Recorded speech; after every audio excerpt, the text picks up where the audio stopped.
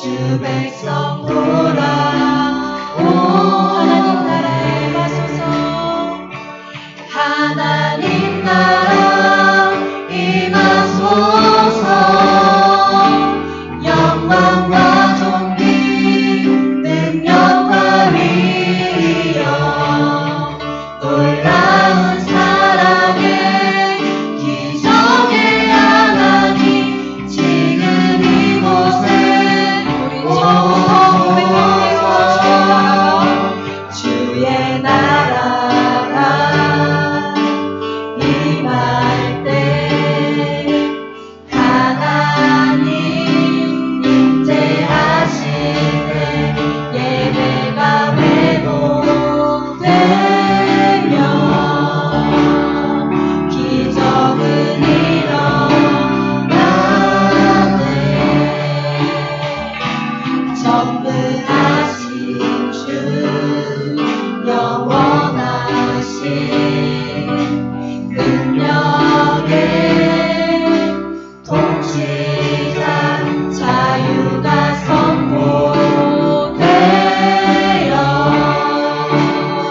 주 백성 돌아오 하나님 나라 하나님 나라 임하소서 영광과 존귀 능력과 위엄 놀라운 사랑의 기적의 하나님 지금 이곳에 하나님 나라 임하소서 하나님 나라 임하소서 영광과 존귀 능력과 위엄 놀라운 사랑의 기적의 하나님 지금 이곳에 주 높고 위대하시고 선포합시다 주 높고 위대하시는 그의 외쳐 선포하네 만왕의 왕 주 하나님 지금 주 높고 위대하시는 주 높고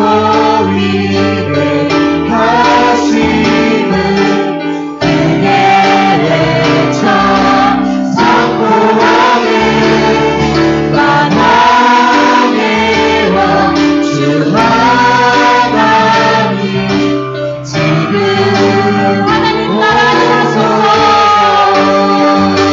하나님 나라 임하소서 영광과 존귀 능력과 위엄 놀라운 사랑의 기적의 하나님 지금 이곳에 하나님 나라 임하소서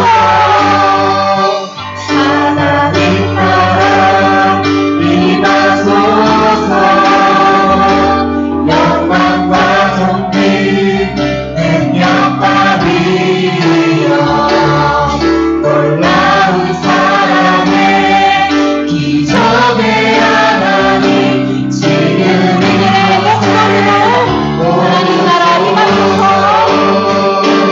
하나님 나라 임하소서 영광과 존귀 능력과 위엄 놀라운 사랑의 기적의 하나님 지금 이곳에 살아계신 주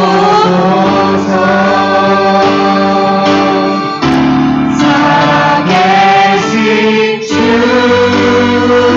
나의 참된 소망 나의 참된 소망 걱정 근심 전혀 없네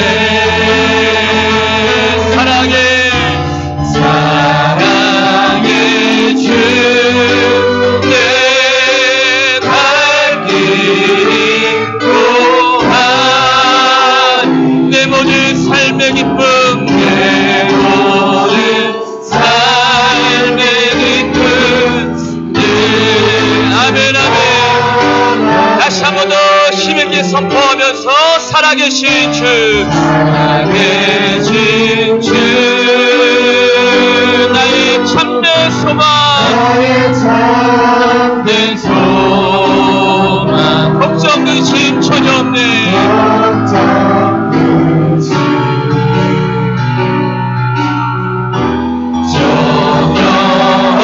없네. 사랑의 주내 아멘 갈길 아멘. 하나님 내 모든 삶의 기쁨 언제나 예수 주 그리스도 안에서 늘 충만함을 찬양합니다. 아멘. 할렐루야. 하나님 영광 받아 주시옵소서. 아멘. 아멘.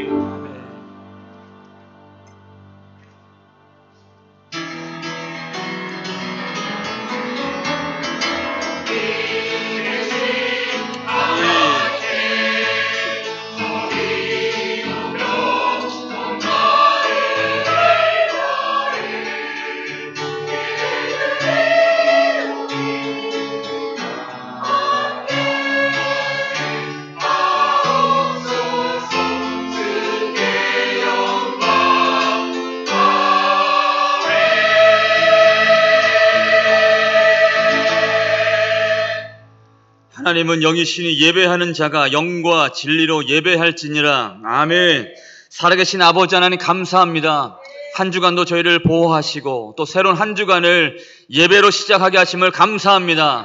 주님 영광 받아 주시옵고 하나님 이 시간 예배를 통하여서 하나님의 사랑과 은혜와 자비하심과 능력이 임하는 예배 되게 하여 주옵소서.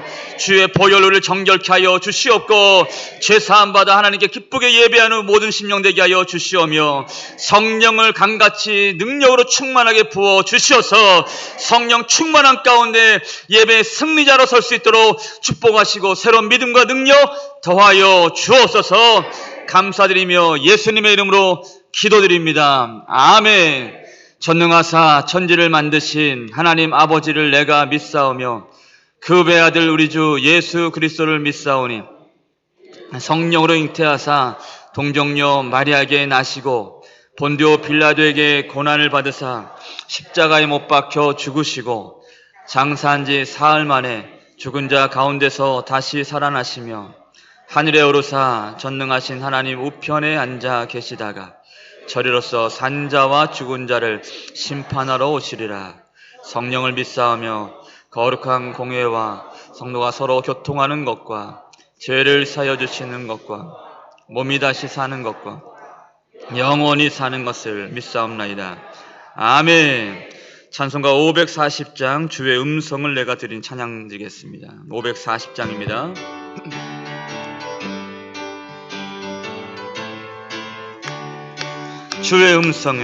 주의 음성을 내가 들으니 사랑한단 말일세. 믿는 마음으로 주께 가오니 나를 영접하소. 내가 매일 십자가 앞에 더 가까이 가오니 두세 주의 흘린 보배 피로써 나를 정케 주의 넓으신 은혜 베푸사 나를 받아주시고 나의 품은 뜻 주의 뜻같이 되게 하여 주사면 내가 매일 십자가 앞에 더 가까이 가오니 그새 주의 흘린 보배 피로써 나를 정케 주의 보좌로 나갈 때에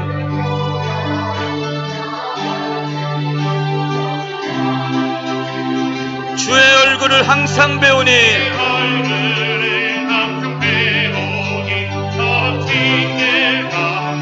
내가 매일 십자가 앞에 더 가까이 가오니 두세 주에 흘린 보배 피로써 나를 우리 구주의 넓은 사랑을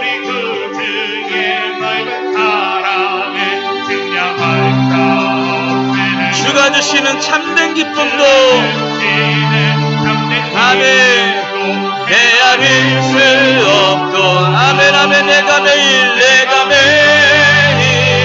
십자가 앞에 더 가까이 가오니 두세 주에 흘린 보배 피로써 나를 정케 다시 한 번 더 내가 매일 십자가 앞에 내가 매일 십자가 앞에 더 가까이 가오니 두세 주에 흘린 보배 피로써 나를 정죄하소서.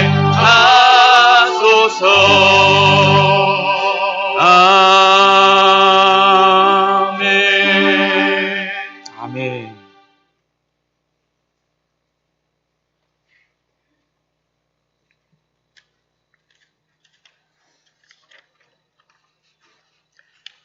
지금도 살아계셔서 역사하시는 하나님 아버지, 오늘도 귀한 날을 허락하시어 찬양과 기도로 아버지께 예배드릴 수 있게 허락하시니 감사를 드립니다. 매일매일의 삶이 주님의 은혜이며 주님의 인도하심을 고백합니다. 예배 가운데 성령의 담비를 내려주시어 우리 마음이 하나님을 사모하는 마음으로 가득 채워지게 하여 주시옵소서. 온 성도가 한 목소리로 주님을 찬양할 때 모든 영광 받아주시고 이 예배를 기쁨으로 흠양하여 주시옵소서. 찬양받기에 합당하신 주님, 한 주간 세상 속에서 빛과 소금으로 살아온 성도들이 있습니다. 그리스도의 향기로 살다가 이 자리에 참석한 성도들이 있습니다. 거친 세상 속에서 죄와 구별되기를 힘쓰며 살아온 성도들이 있습니다.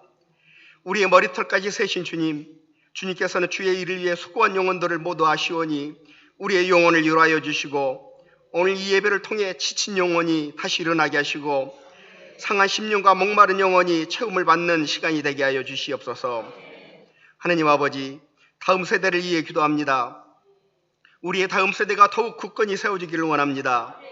우리의 아이들이 세상 속에서 믿음의 동역자, 기도의 동역자들을 만나게 하시고 아이들 한 명 한 명이 주의 군사가 되어 세상의 빛과 소금의 역할을 감당하는 비전의 자녀들로 자라게 하여 주시옵소서.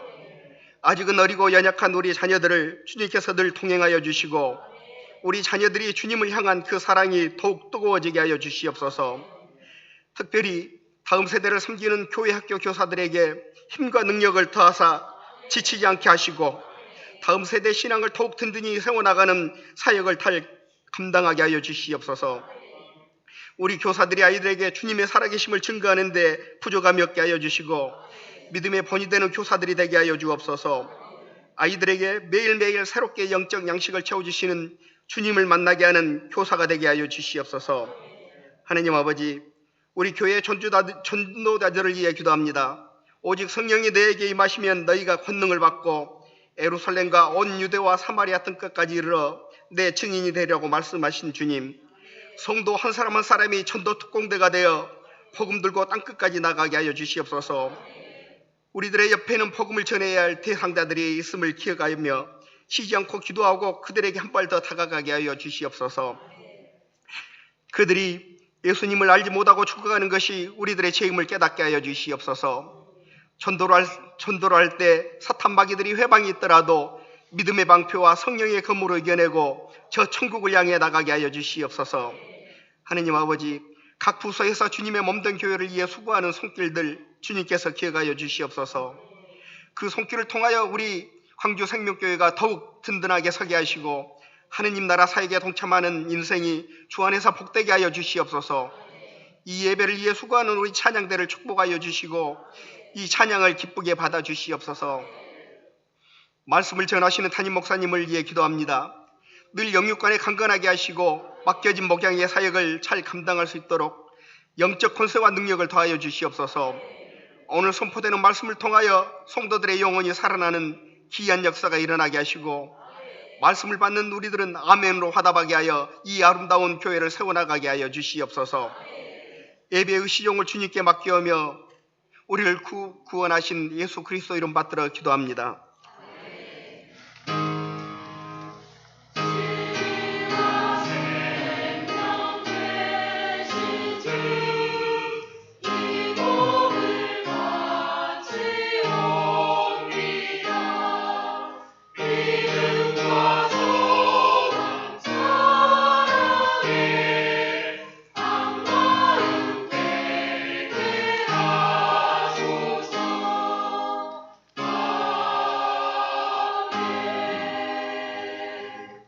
하나님 말씀 요한복음 6장 60절에서 71절까지의 말씀입니다.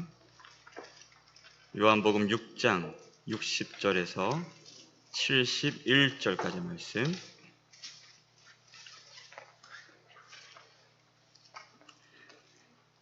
요한복음 6장 60절에서 71절 한 절씩 교독하여 읽겠습니다.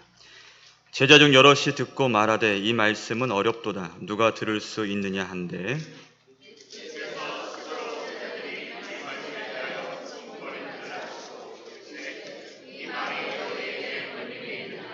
그러면 너희는 인자가 이전에 있던 곳으로 올라가는 것을 본다면 어떻게 하겠느냐?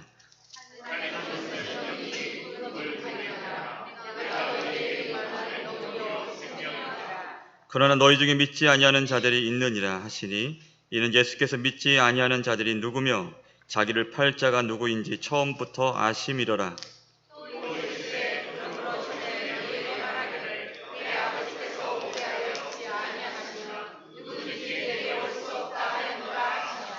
그때부터 그의 제자 중에서 많은 사람이 떠나가고 다시 그와 함께 다니지 아니하더라.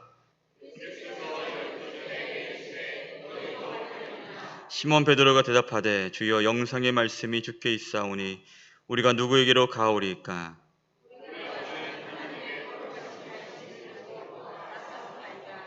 예수께서 대답하시되 내가 너희 열두를 택하지 아니하였느냐? 그러나 너희 중에 한 사람은 마귀니라 하시니 이 말씀은 가룟 시몬의 아들 유다를 가리키심이라. 그는 열둘 중에 하나로 예수를 팔 자라라. 아멘.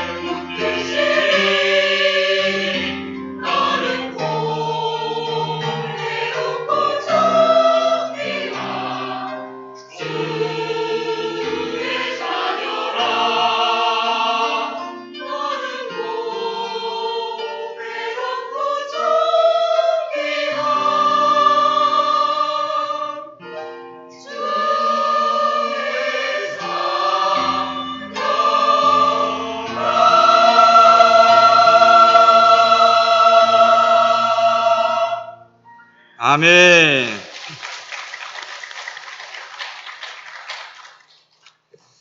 이전에는 우리 남자 대원들이 조금 밀린다 싶었는데 이제는 용병 두 분 때문에 밀리질 않는군요. 네, 계속 와주셔서 감사하고 멋집니다. 또 우리 한 분은 우리 이번에 고3이라 이제 또 대학을 준비하고 있는데 여러분 많이 기도해 주셔서 좋은 결과 있을 수 있도록 축복해 주셨으면 좋겠습니다. 자, 우리 앞뒤 좌우 옆 사람과 인사하겠습니다. 잘 오셨습니다. 축복합니다. 사랑합니다. 고맙습니다. 오늘따라 여러분들 많이 잘생기신 것 같은 느낌이 들어요. 예. 예. 가을이고 이제 또 복장도 바뀌고 얼굴 표정들도 바뀌신 것 같고 가장 좋은 때가 아닌가라는 생각이 듭니다. 예수님께서 자신을 생명의 떡으로 소개를 하시고 자신을 먹으라 라고 말씀하셨는데 이 예수님 먹는 것은 뭘 의미한다 그랬죠? 예수님을 믿는 것, 그리고 우리가 예수님 안에 거하고 예수님이 우리 안에 거하시는 것, 주님과 하나 된 삶으로 연합되어 살아가는 것이라고 말씀을 드렸어요. 무엇보다는 예수님께서 자신을 먹어야만 영생을 얻는 유일한 길이다 라고 말씀하셨습니다. 그러니까 예수 믿는 길만이 영원한 생명되고 영생을 얻는 유일한 길이다 라는 겁니다. 믿으십니까? 51절 말씀 같이 한번 읽겠습니다. 51절 같이요. 시작. 나는 하늘에서 내려온 사람이 이 떡을 먹으면 영생하리라. 내가 줄 떡은 곧 세상의 생명을 위한 내 살이니라 하시니라. 아멘. 이 떡을 먹으면 영생하리라 라고 말씀합니다. 그런데 이 말씀을 들은 사람들이 반응이 좀 불편했죠. 그죠? 아주 어려워했습니다. 60절 말씀 보면 제자 중 여럿이 듣고 말하되 이 말씀은 어렵도다. 누가 들을 수 있느냐 한데 라고 말씀해요. 단순한 겁니다. 예수님 말씀하신 거는 복잡하게 얘기를 하진 않아요. 예수님이 말씀하신 것은 단순하게 표현하면 자신이 하늘에서 내려온 산 떡이다. 그리고 내가 곧 하나님이 보내신 그 아들이요 구원자다. 나만이 영생을 줄 수 있다라고 말씀해요. 단순합니다. 그런데 무리들은 이 단순한 말씀을 어려워했어요. 여러분, 우리가 전하는 복음도 단순한 것을 의미합니다. 여러 가지 철학적이고 인문학적이고 복잡한 걸 얘기를 하진 않아요. 복음은 단순합니다. 모든 사람은 죄인이고 오직 예수를 믿는 길만이 죄에서 용서받고 구원을 얻는 유일한 길이다. 할렐루야. 이게 복음입니다. 복음은 내용이 어렵지 않고 단순해요. 그런데 이 무리들의 불편한 반응이 제자들에게까지 옮겨갑니다. 우리 61절 같이 읽겠습니다. 같이요. 시작. 예수께서 스스로 제자들이 이 말씀에 대하여 수군거리는 줄을 아시고 너희에게 걸림이 되느냐. 아멘. 예수님이 아셨어요. 수군거리고 쑥덕쑥덕대는 사람들이 이 모습을 보고 걸림이 되느냐라고 묻습니다. 이 걸림이 되느냐라고 묻는 것의 뜻이 뭐냐면 뭔가 이 걸림이 된다는 말은 성내다, 뭔가 분노가 일어나다, 마음이 뭔가 문제가 생겨서 실족하게 되다, 아주 심각한 표현의 단어입니다. 이것이 걸림이 되느냐라고 말씀을 합니다. 그러니까 예수님을 따르는 제자들마저도 예수님의 이 말씀을 듣고 실족하고 분노하고 시험에 들 만큼 아주 불편했다는 것을 말씀하고 있는 거예요. 여러분, 왜 이런 일이 있었던 걸까요? 어떻게 제자들마저도, 이 제자들은 어떤 사람들이에요? 산 넘고 물 건너 바다 건너서 예수님을 계속 따랐던 사람들 아니겠습니까? 예수님과 먹고 자고 하면서 예수님 말씀을 항상 들었던 제자들, 이들마저도 어떻게 이런 반응을 보일까라는 거죠. 그것은 예수님의 말씀이 진짜 진리이기 때문에 그렇습니다. 진짜 진리이기 때문에. 여러분, 진리의 말씀을 들으면 믿음의 반응이 각각 나타납니다. 예수님을 배척하든지 예수님을 미워하든지 또는 예수를 버리고 떠나든지 또는 예수를 믿고 따르든지, 이 셋 중 하나예요. 예수님을 미워하든지 예수님을 버리고 떠나든지 예수님을 믿고 따르든지, 여기 있는 우리도 그 안에서 이제 반응이 일어나게 될 것입니다. 또 두 가지로 또 그 반응을 본다면 이거예요. 예수님의 말씀을 들었을 때 사람들이 반응을 보면은 회개하든지 붕괴하든지 둘 중 하나였어요. 제자들은 후자의 경우였죠. 예전에 저는 실제로 그런 경험을 해봤어요. 제가 이제 청년 사역을 할 때 어느 선교사님을 주강사로 모시고 이제 여름 수련회를 한번 한 적이 있습니다. 청년들과 함께 좋은 곳에 가서 이제 말씀을 듣는데 이 선교사님이 조금 과장해 설명하면 제가 볼 때 그냥 뭔가 요즘 시대의 세례 요한 같이 사시는 분이었어요. 정말 먹을 것, 입을 것 다 하나님께만 기도하면서 구하고, 또 영국에 사셨는데 정말 힘들 때는 영국의 거리에 쓰레기통을 뒤져서 먹으면서 그거로 연명하며 사시기도 하고, 사모님과 둘이 살면서도 또 하나님께서 잘 곳을 주지 않으면 거리 벤치에서 주무시기도 하고. 그래서 여러분 잘 아는 우리 CCM 성악가 중에 유명하신 박종호 씨라고 있죠. 그분을 알게 되고, 그분이 항상 1년에 여러 번 공연을 해서 거기서 있는 수익금을 그 선교사에 다 보내드리기도 하고 했던 그런 분입니다. 제가 개인적으로 만나는데 이분은 핸드폰이 있긴 한데 핸드폰을 거의 보질 않아요. 그래서 제가 카톡을 보내면 한 2달 뒤에 답장이 오기도 합니다. 안 봐요.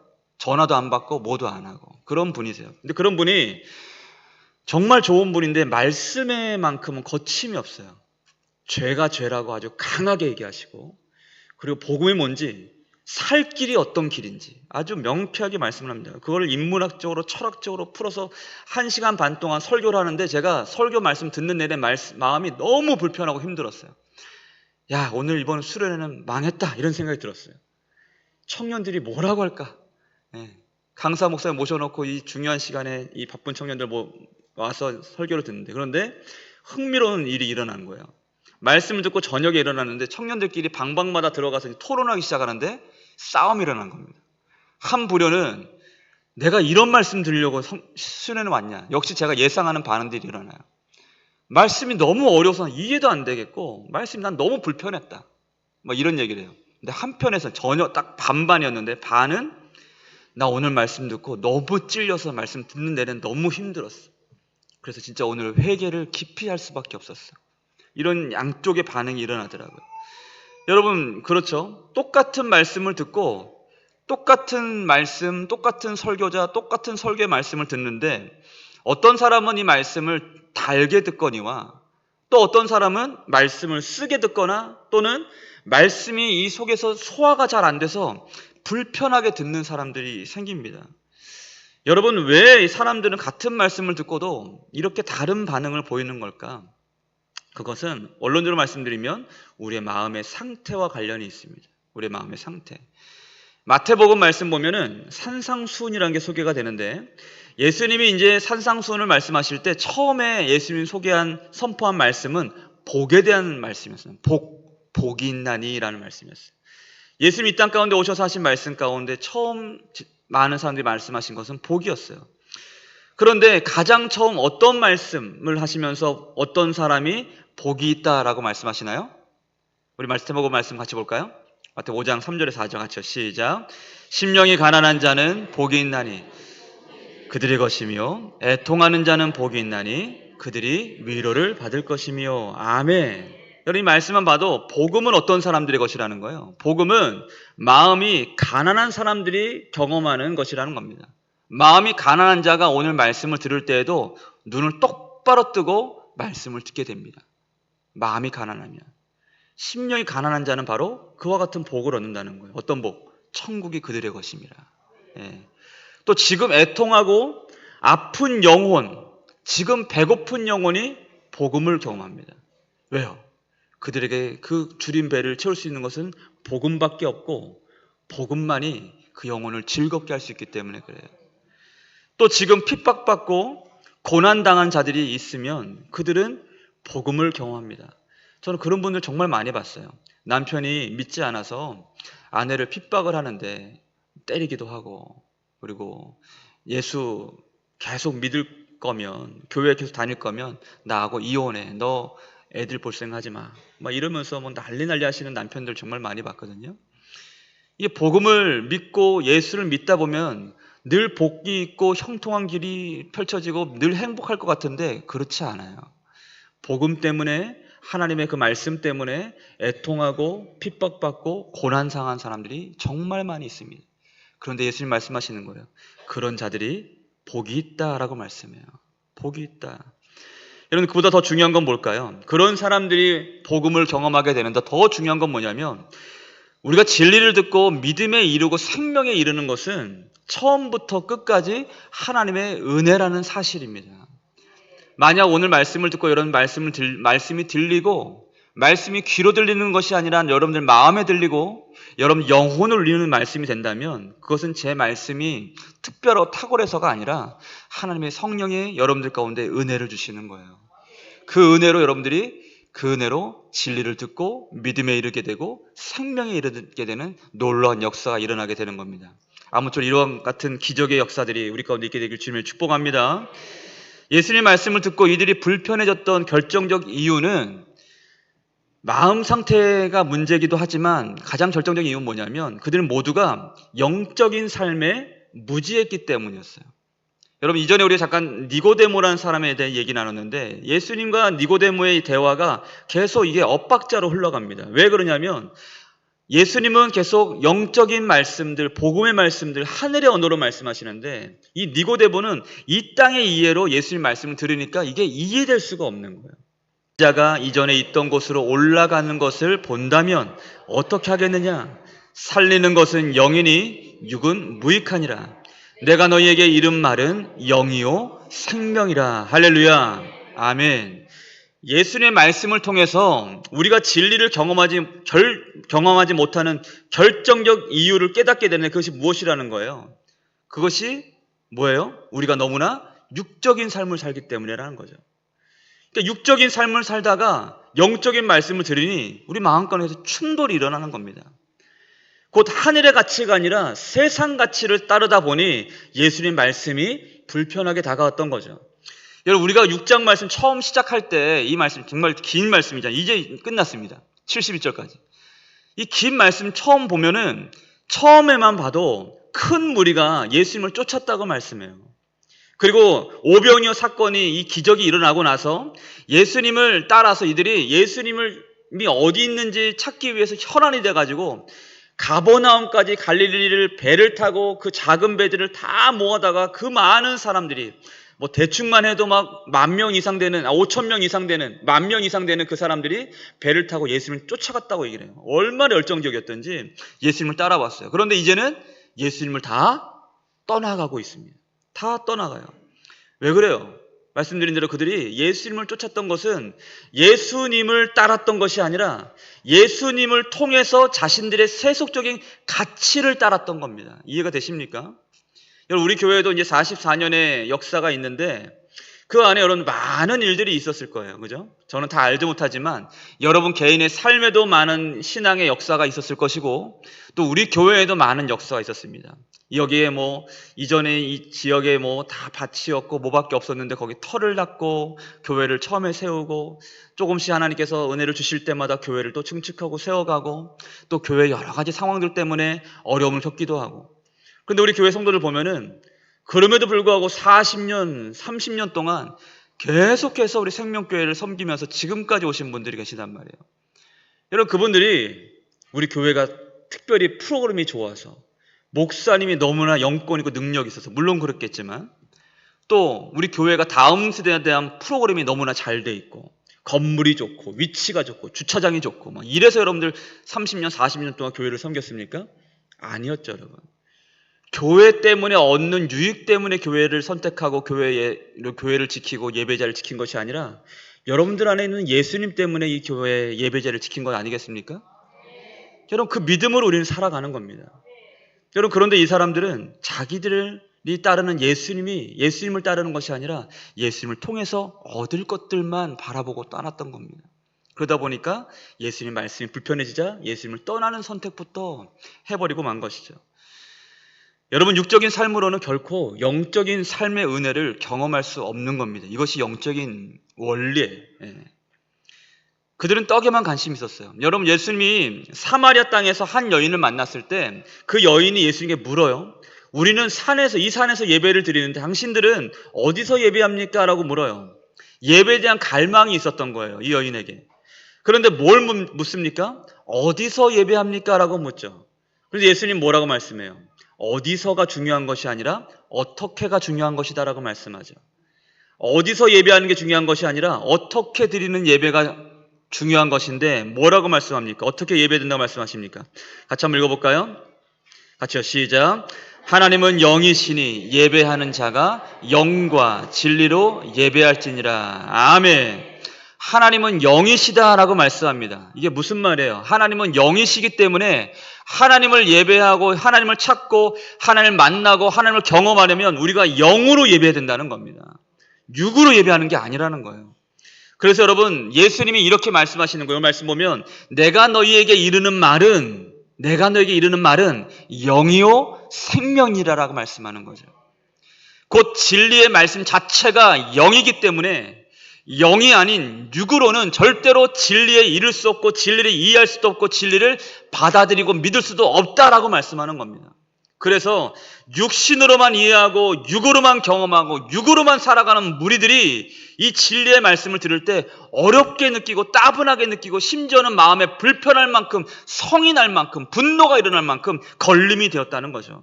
오늘 그 모습을 보고 있는 겁니다, 여러분. 여러분, 우리는 어떤가요? 여러분들은 어떻습니까? 영적인 삶을 살고 있습니까? 아니면 육적인 삶을 살고 있습니까? 그것을 알 수 있는 것은 단 한 가지 방법이 하나 있어요. 그게 뭐냐면 여러분들이 지금 고민하는 것을 보면 압니다. 지금 여러분들의 고민되는 것이 무엇인지를 보면 영적인 삶을 살고 있는지 육적인 삶을 살고 있는지를 알아요. 만일 자기 신앙의 영적 상태에 관심을 기울이고 그것이 나의 고민인 사람은 여러분들은 영적인 어떤 관심에 열려있고 깨어있는 거예요. 영적인 삶을 살 수 있는 가능성과 기회가 열려있는 사람들입니다. 반면 영적인 것이 아니라 여러분들이 고민하고 또 내일에 대한 염려, 내일을 위한 계획들, 그리고 오늘 진행하는 모든 것들 가운데 하나님이 계시지 않고 영적인 것이 관심이 없고 우리 영혼에 대한 관심이 없는 것이라면 여러분들은 육적인 삶을 살고 있다고 볼 수 있는 거예요.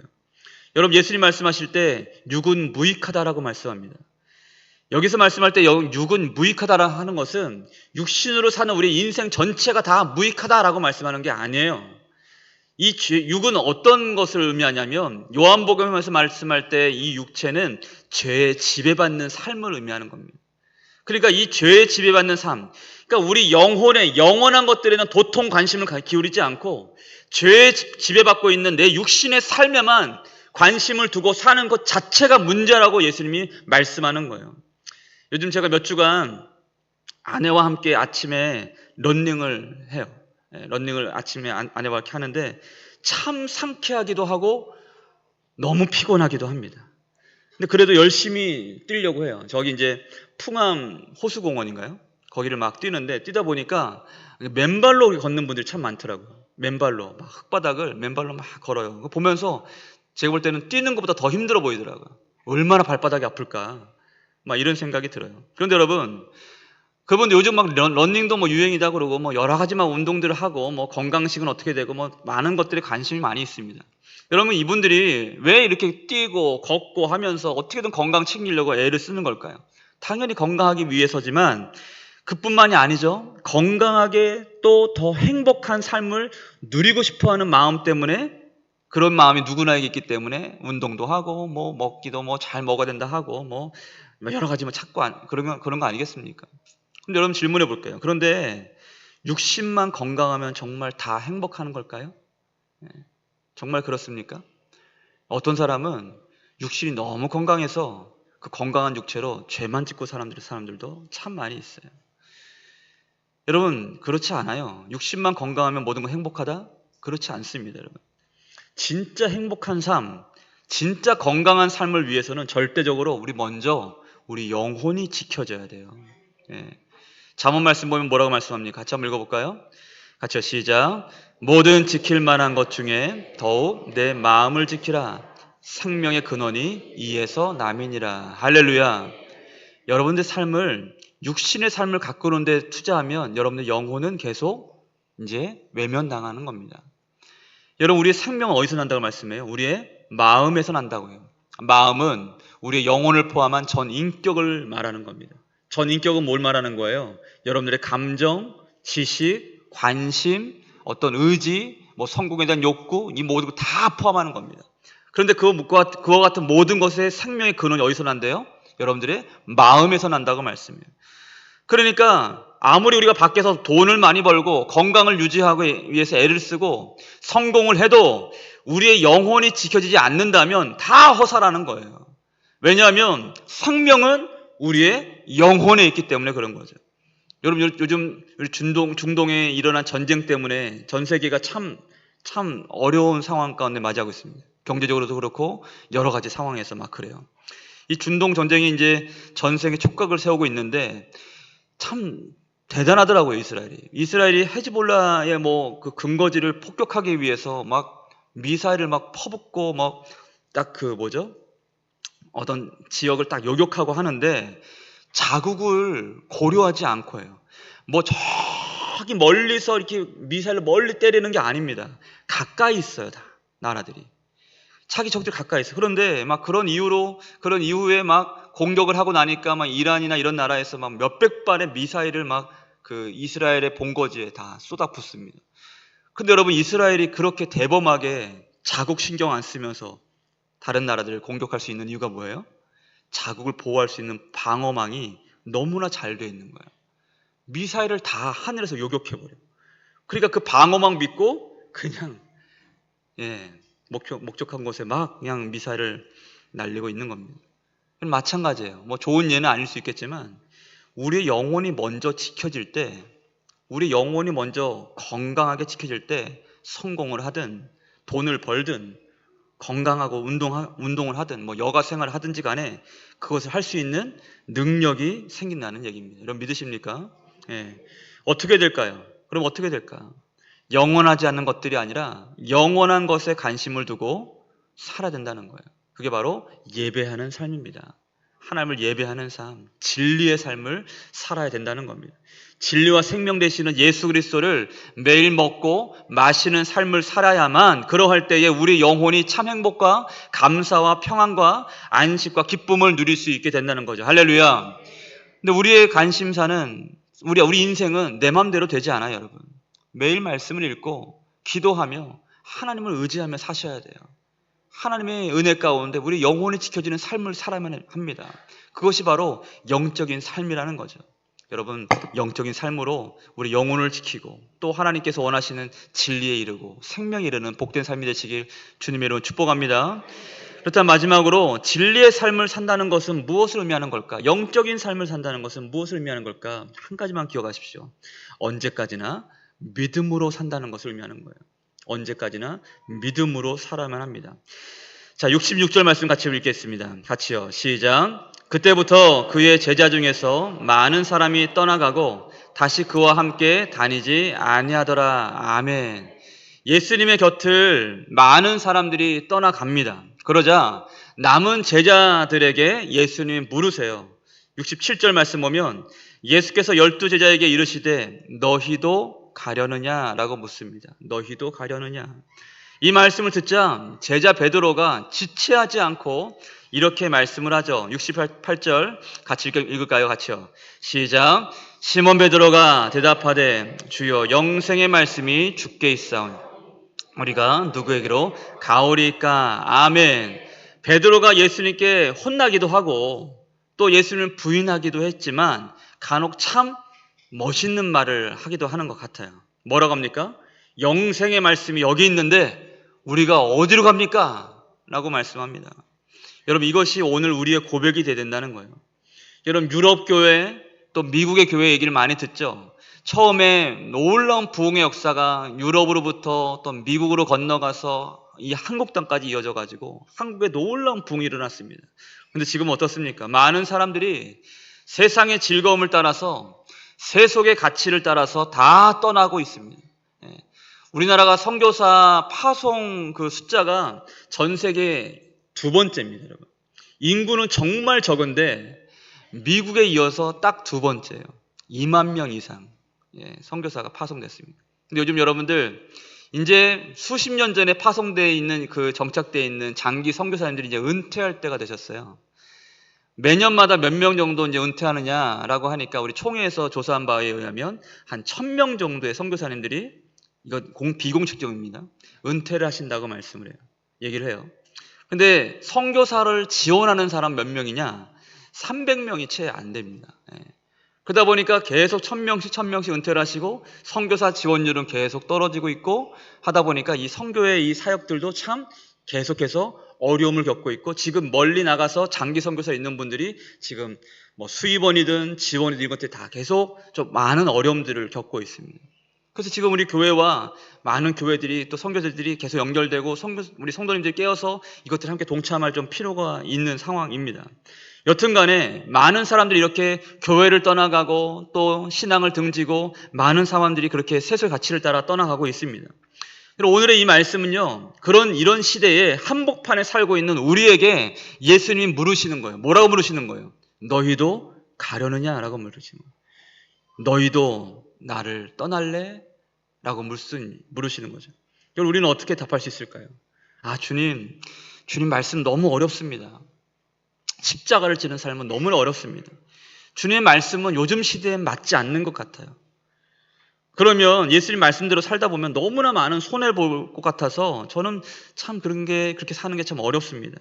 저는 아직 저의 즐거움과 행복이 더 중요합니다. 십자가는 저 사람에게 주시고 저에게는 좀 복만 주셨으면 좋겠어요. 여러분 이렇게 답하겠습니까? 우리도 베드로처럼 답을 할 수 있어야 되죠. 주님, 우리가 누구에게로 가겠습니까?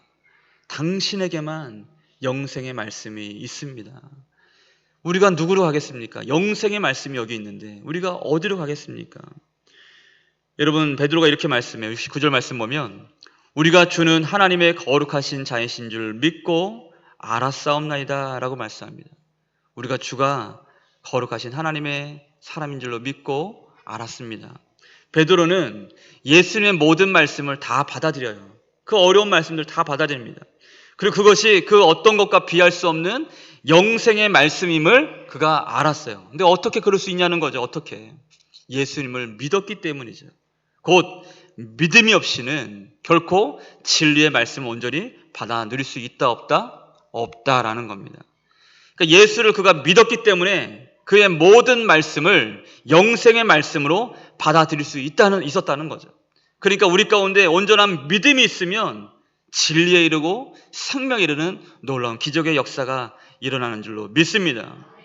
여러분, 지난 오후 예배 때 말씀드린 대로 갈수록 우리가 신앙생활하는 이 삶은 더 힘겨워질 거예요. 주일날 예배 드리는 것마저도 너무나 힘든 시대가 올 겁니다.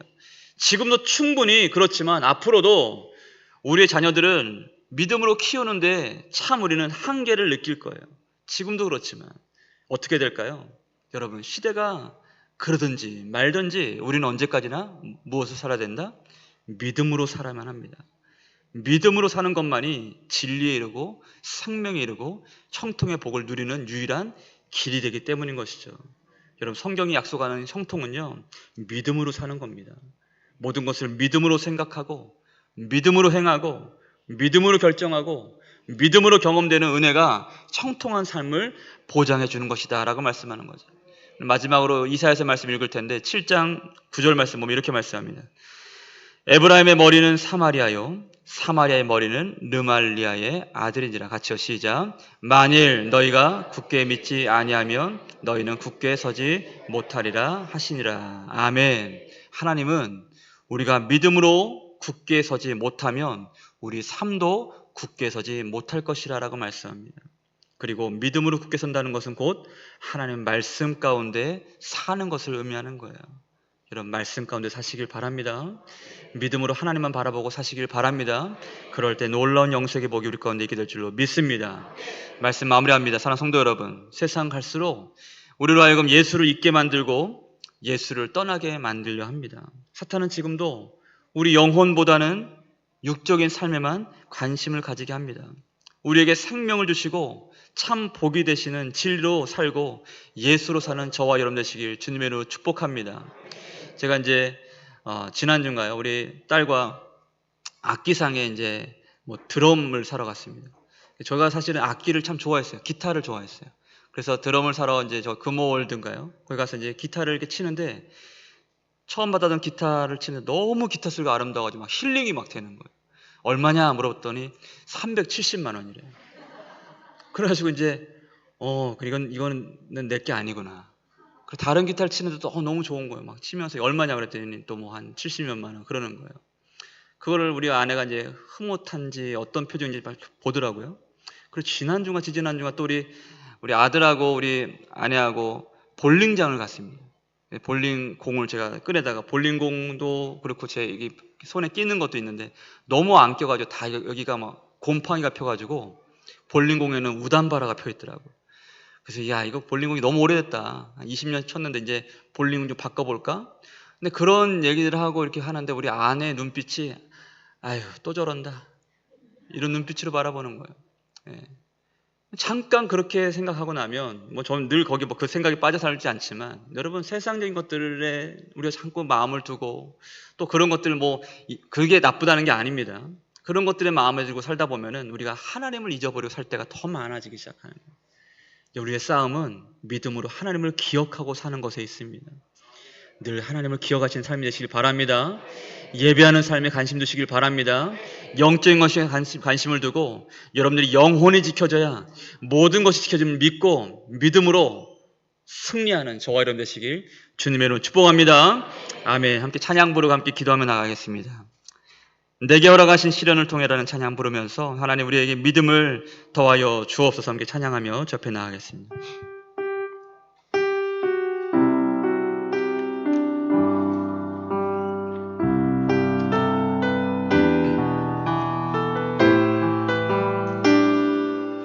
고난과 시련 가운데 우리를 살릴 길은 믿음밖에 없는 줄로 믿습니다.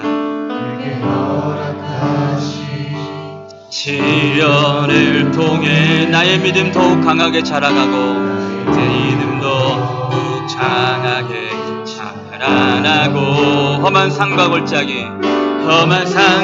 골짜기 지나는 동안 주께 더 가까이 나를 이끄시 내가 겪는 시험이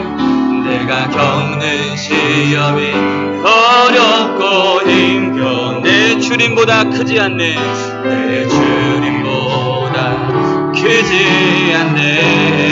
내 앞에 바다가 달라지지 않으면 주가 나로 아멘. 우리가 믿음으로 살아가기를 결단하고 소망합시다. 나는 믿네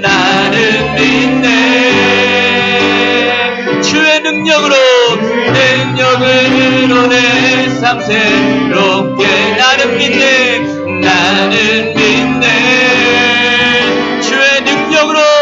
주의 능력으로 담대히 나가리라 주와 함께 싸워 승리하리라 날마다 믿음을 우리 같은 부분 다시 한번 찬양합시다. 나는 믿네 주의 능력으로 내 삶 새롭게 나는 믿네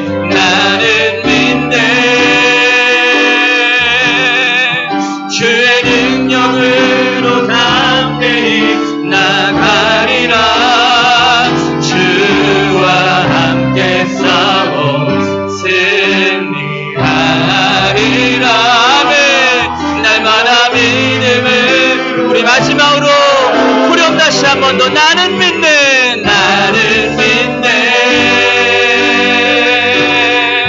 주의 능력으로 내 삶 새롭게 나는 믿네 주의 능력으로 담대히 나가리라 아멘 주와 함께 싸워 승리하리라 날마다 믿음으로 나 살아가리 아멘. 함께 찬양하며 한번 기도했으면 좋겠습니다. 오늘 가사 생각하고 말씀 생각하면서 하나님 세상을 대할 때 우리는 두려운 마음이 듭니다. 자녀들을 양육하고 또 사회생활을 하고 믿음으로 살아가는 모든 삶 가운데 많은 어려움을 느낍니다. 하나님 우리에게 믿음 더하여 주셔서 담대한 능력으로 살게 하여 주옵소서. 주의 능력으로 우리의 삶을 새롭게 하여 주시옵소서. 우리가 누구에게 가겠습니까? 영생의 말씀이 주께 있는데 영원한 생명 되시는 우리 주님을 떠나서 살지 못하는 아버지 하나님, 우리의 지식과 믿음을 가지고서 아버지 하나님 주님만 따르는 믿음으로 승리할 수 있도록 축복하여 주시옵고 우리 믿음을 새롭게 하여 주옵소서. 주여 몸으로 기도합시다. 주여, 주여, 하나님 감사합니다. 주여 우리 믿음을 새롭게 하여 주시옵소서. 아버지 하나님, 주여 우리가 떠나지 아니하고 닮은 아버지 하나님 주님을 더 가까이 하는 신앙으로 온전한 믿음으로 살길 소망합니다. 영적인 삶의 관심을 가지고 우리 영혼을 지키는 삶 되길 원합니다. 믿음을 지키는 삶 되길 원합니다. 주여 우리 믿음을 새롭게 하시고 능력을 더하여 주시옵고 성령의 충만한 믿음으로 살게 하여 주옵소서. 기도와 말씀으로 주님과 동행하며 살게 하시고 날마다 세상을 의지하지 아니하고 내 능력과 내 경험과 내 지혜 의지하지 아니하고 오직 주님만 의지하며 살게 하여 주시옵고 세상을 두려워하지 말게 하시고 시대를 두려워하지 말게 하시고 시대를 역행하는 아버지 담대한 믿음으로 승리하는 될 수 있도록 우리 가정 될 수 있도록 우리 자녀들 될 수 있도록 축복하시고 내려가여 주옵소서. 우리에게 성령의 충만한 은혜와 능력 더하여 주시옵고 영생의 말씀 되시는 주 예수 그리스도만 믿고 따르며 십자가를 지고 자기를 부인하며 십자가의 길을 걷는 우리 모두 쓰도록 축복하시고 믿음 더하여 주시옵고 성령으로 충만하게 하여 주시옵고 말씀 가운데 승리케 하여 주시옵소서. 살아계신 아버지 하나님 감사합니다. 하나님, 우리가 믿음으로 살길 소망합니다. 너희도 가려느냐? 라고 말씀하시는 하는 질문 앞에 하나님, 영생의 말씀이 주께 있는데 우리가 어디로 가겠습니까? 라고 고백하고 주의 길을 걷는 우리 모두 될 수 있도록 축복하여 주시옵고 담대한 믿음 더하여 주옵소서. 담대한 믿음으로 승리하게 하여 주옵소서. 세상을 두려워하지 말게 하시고 환경에 매이지 말게 하여 주시옵고 상황 가운데 눌리지 말게 하여 주시옵고 오직 믿음으로 홍해 바다를 갈라내시고 또 하나님 바다가 갈라지지 않을지라도 바다 위를 걷게 하시는 주를 바라보는 믿음으로 승리하며 담대히 살아가게 하여 주시옵고 우리의 믿음과 우리 영혼을 새롭게 하여 주시고 성령으로 충만케 하여 주시옵소서. 귀한 예물 올려드립니다. 예물들이 손길 가운데 하나님 그대의 믿음을 받아 주시옵고 삶의 풍성한 복을 더하여 주시옵고 믿음으로 사는 은혜 허락하여 주옵소서. 이 예물이 쓰이는 곳마다 하나님의 영광이 드러나게 하여 주시옵고 우리 교회를 통해서 더 많은 사람들과 또 많은 선교지 가운데 하나님의 복음이 들려지고 나눠질 수 있도록 축복하시고 인도하여 주시옵고 하나님의 나라가 임하게 하여 주옵소서. 축복하며 감사하며 걸어가신 예수님의 이름으로 기도드립니다. 아멘. 1, 2, 1, 2, 3.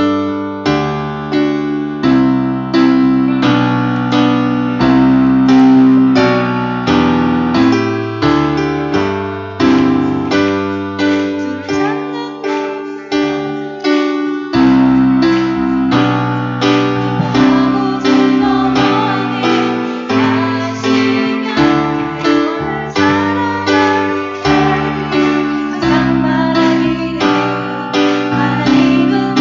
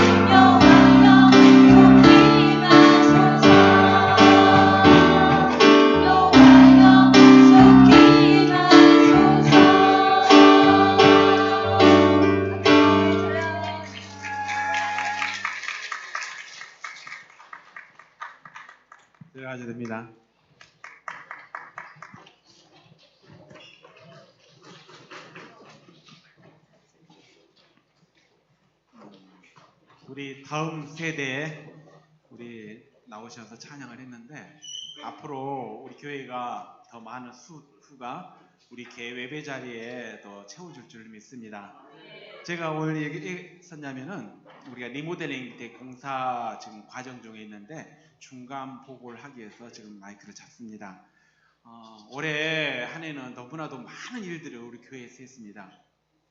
사택공사, 서재공사, 또 차량 위에 조명까지 성도님들 여태까지 아무 불평 없이 따라준 곳에 대해서 너무나도 감사를 드립니다. 그런데 또 리모델링 공사를 해야 되는 그런 부담을 줘서 제가 재정부 입장에서는 좀 죄송스럽다는 말씀을 드리지만은 앞으로 교회가 나아가야 할 방향성 때문에 공사는 진행돼야 되는 그런 과정 중에 있다는 것을 여러분들 이해해 주시면 감사하겠습니다. 그래서 잠깐 말씀드리겠습니다. 지금 8,200이 우리가 총 견적 받은 그 공사 비용이었습니다. 그래서 4천만 원을 먼저 드렸어요. 중간 공사비로.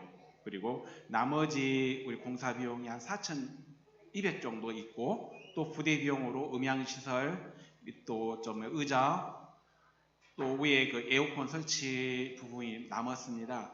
이런 부분에 있어서 지금까지 협력해 주신 분이 많이 계십니다. 한 22명 정도 되시고 지금 금액적으로는 한 1,300만 원 정도 되시더라고요. 그런데 이제 우리가 이제 부담이면 부담이지만 은혜로 받아들이면은 여러분 축복인 줄을 믿습니다. 제가 이 과정 중에 제가 기도하는 중에 하나님께서 내게 주시는 세 가지의 마음이 있었습니다. 하나는 우리 성도님들 서로 공유해라. 교회가 이렇게 큰 일을 하는데 모르는 성도 있으면 되지 않겠니? 다 알려라 해서 이제 밴드에 첫날 알렸습니다. 그 마음을 주실 때 그러고 나서 한참 있는데 하나님께서 이렇게 말씀을 주십니다. 왜 너는 나에게 구하지 않니? 네가 교회에 이렇게 비용이 발생하는데 너는 기도하지 않니? 달라고 하지 않니? 라는 마음을 주셨습니다. 그래요.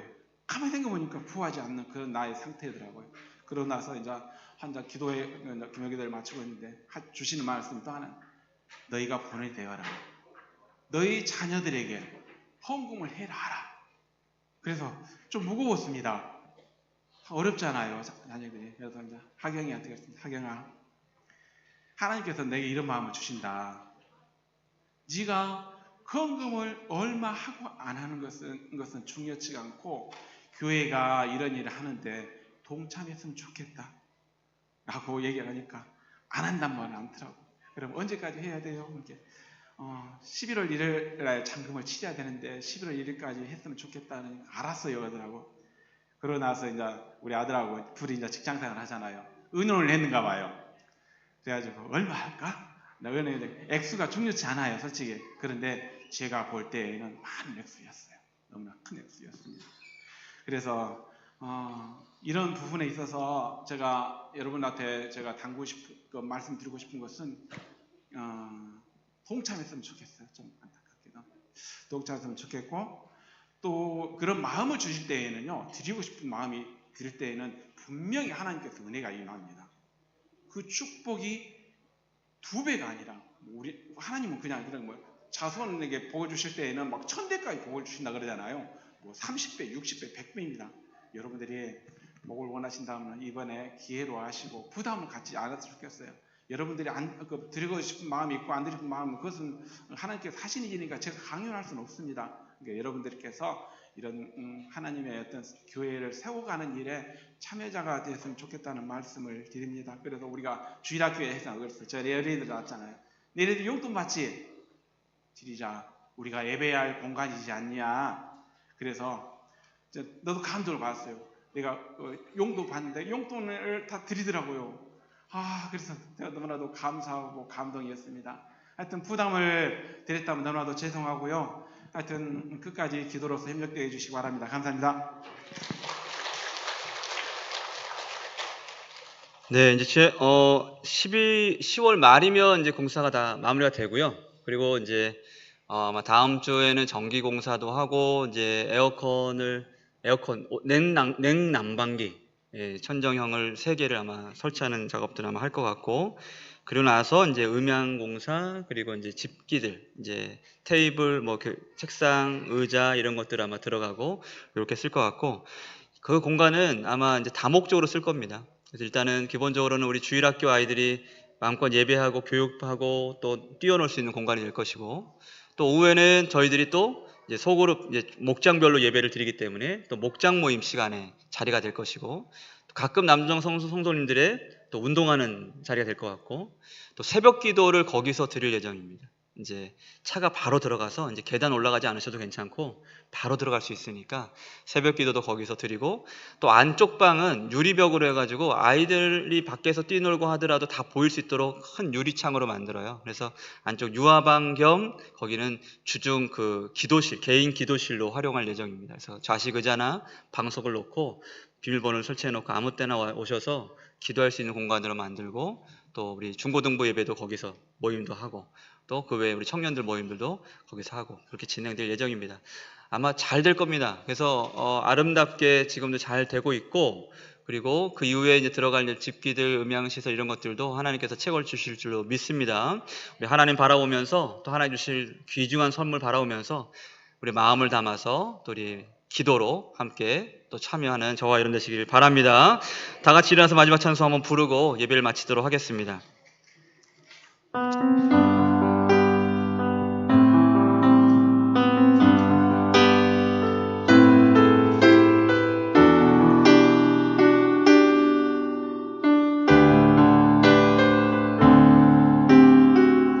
주님 나를 택하사, 주님 나를 택하사 잃어버린 자에게 아버지의 사랑을 나누게 하시네. 어두움을 밝히며 차가운 마음 놓이는 진리에 비춰나게 하나님, 그와 같은 일에 우리의 삶과 우리의 가정과 우리 교회를 사용하여 주옵소서. 시련이 찾아올 때도 주님의 눈물 기억하게 하소서. 보내소서. 주께서 가신 길을 나도 걸어가게 하소서. 아멘. 가슴 한번 손 얹고 한번 기도하겠습니다. 살아계신 아버지 하나님, 우리 귀한 성도들의 삶을 하나님 붙잡아 주시옵소서. 믿음으로 살게 하여 주시옵고, 주님만 바라보게 하여 주시옵소서. 주님만 의지하며 살게 하여 주옵소서. 세상에는 의지할 데가 없습니다. 주님, 하나님, 주님만 바라보며 주님만 의지하며 믿음으로 살게 하시고 형통한 복과 은혜 가운데 승리하며 살게 하여 주시옵소서. 참 믿음을 더하여 주시옵고, 성령으로 기름 부어주셔서 생명력 넘치고 살아있는 믿음으로 하나님께 영광 돌리는 삶이 되길 원하오니 성령으로 충만하게 하여 주시옵고, 은혜 더하여 주시옵고, 하늘의 위로와 하늘의 평강으로 충만하게 채워주셔서 모든 상처에서 치료받게 해주시옵고, 모든 약함들이 고침받는 역사 있게 하여 주시오며, 걱정과 근심과 무거운 마음들이 치료되어 고침받고 평강 가운데 하나님을 찬양하며 살 수 있도록 은혜와 사랑 더하여 주옵소서. 우리 자녀들의 삶을 붙들어 주셔서 하나님 믿음의 삶들로 하나님께 영광 돌리며 하나님께 드려지는 인생 될 수 있도록 축복하여 주시옵고, 학업과 또 진로와 또 결혼과 직장과 모든 상황 가운데 하나님 동행하여 주셔서 형통한 길로 인도하여 주시옵고, 막힌 길도 열어주시옵고, 세상에 눌리지 아니하고 세상에 지지 아니하고 탁월한 믿음과 탁월한 능력으로 빛이 되고 소금이 되는 하나님께 영광이 되는 삶 될 수 있도록 우리 자녀들의 삶을 인도하시고 붙들어 주옵소서. 리모델링 공사 잘 진행되게 하심을 감사합니다. 축복하여 주셔서 하나님 모든 필요한 것들 넉넉하게 채워주시옵고, 그 공간이 하나님만 예배하고 기도하며 이 교회와 또 많은 우리 다음 세대들, 우리 소그룹과 하나님 지역 교회, 지역 많은 사람들에게 유익이 되는 공간들로 아름답게 채워지고 웃음이 넘치는 교회 될 수 있도록 주여 축복하시고 인도하여 주시옵소서. 우리 다음 세대 우리 학생들 귀한 예물 올려드립니다. 리모델링 헌금으로 하나님 우리 귀한 우리 학생들 예물 드립니다. 예물 드린 이들 마음 가운데 이들 중심 가운데 복의 복을 더하여 주시옵고 믿음을 더하여 주시옵고 귀한 예물이 아름답게 쓰임받게 하여 주옵소서. 지금은 우리 구주 예수 그리스도의 은혜와 하나님의 사랑하심과 성령님의 교통하시고 인도하심이 하나님 영생의 말씀 되시고 생명의 떡이 되신 예수 주님만 바라보고 주님만 믿는 믿음 안에 온전히 살기로 결단하고 소망하는 모든 성도들 머리 위에 이들에게 간정과 범사 위에 자녀 손 위에 사업터 위에 지금부터 영원토록 함께 있을지어다. 아멘.